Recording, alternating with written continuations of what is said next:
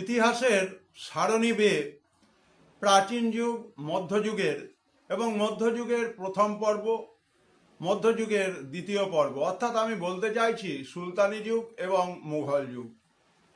In the light off history, ইতিহাসের আলোয় YouTube চ্যানেলে সবাইকে শুভেচ্ছা জানিয়ে শুরু করছি সরকারের যে প্রশাসন যন্ত্র বা গভর্নমেন্ট অ্যান্ড গভর্নেন্স। একাদশ শ্রেণীর দ্বিতীয় সেমিস্টারের একটি গুরুত্বপূর্ণ উপস্থাপনা সরকারের প্রশাসন যন্ত্র বা গভর্নমেন্ট অ্যান্ড গভর্নেন্স। আমি বললাম যে প্রাচীনকাল, মধ্যকালের দুটো অংশ, একটি হচ্ছে সুলতানি যুগ, তুর্ক আফগান যুগ এবং মুঘল যুগ। সেই সময় আমরা দেখতে পাই যে দেশে সরকারের প্রশাসনিক কাঠামো সংগঠনে বিভিন্ন ধরনের পরীক্ষা নিরীক্ষা শুরু হয়েছিল এবং প্রধান শাসক বিভিন্ন সময়ে তার অধীনে থাকা বিভিন্ন প্রশাসনিক সংগঠনগুলোকে গড়ে তুলেছিলেন এবং শাসন ব্যবস্থায় এক্সেলেন্সি বা উৎকর্ষ এনেছিলেন এবং সেই হিসাবে পরীক্ষা নিরীক্ষা চলছিল। দেশকে অঞ্চল প্রদেশে ভাগ করা হয়েছিল এবং সেখানে প্রাদেশিক শাসক নিয়োগের মাধ্যমে শাসন ব্যবস্থায় এক্সেলেন্সি বা দক্ষতা আনার চেষ্টা করা হয়েছিল।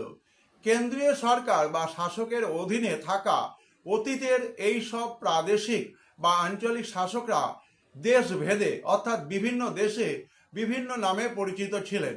তাদের মধ্যে আমরা উল্লেখ করব পারস্যের সাত্রাপি ব্যবস্থা বা স্যাট্রাপ ব্যবস্থা, চীনের ম্যান্ডারিন ব্যবস্থার কথা, ভারতবর্ষের সুলতানি আমল বা তুর্ক আফগান আমলে ইকতাদারদের কথা এবং মুঘল আমলের মনসবদারদের কথা। এই যে আমি বললাম যে ম্যান্ডারিন, সাট্রাপি, ইকতাদার, মনসবদার, এরা কিন্তু ভারতবর্ষের সরকারের প্রশাসন ব্যবস্থায় গুরুত্বপূর্ণ ভূমিকা নিয়েছিলেন। তাদের দেশগুলোতে তাদের ভূমিকাকে তুলে ধরেছিলেন। একেই বলা হয় সরকারের প্রশাসন যন্ত্র বা গভর্নমেন্ট অ্যান্ড গভর্নেন্স।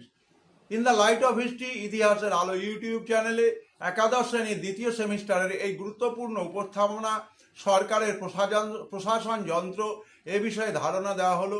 তোমরা অবশ্যই এই কন্টেন্টগুলোকে, বিষয়গুলোকে মনোযোগ দিয়ে দেখবে যে কিভাবে তোমাদেরকে সহজ সরলভাবে ইতিহাসের ধারণা দেওয়া হচ্ছে। সবাই ভালো থেকো, সুস্থ থেকো।